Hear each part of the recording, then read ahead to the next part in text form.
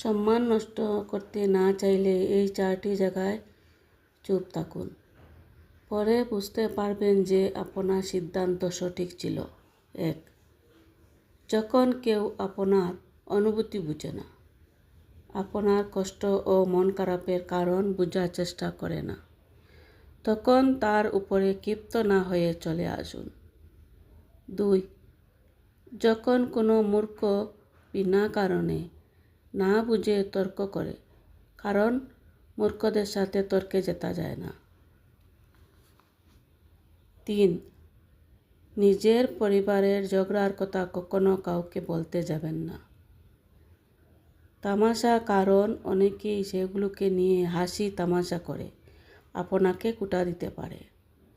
4.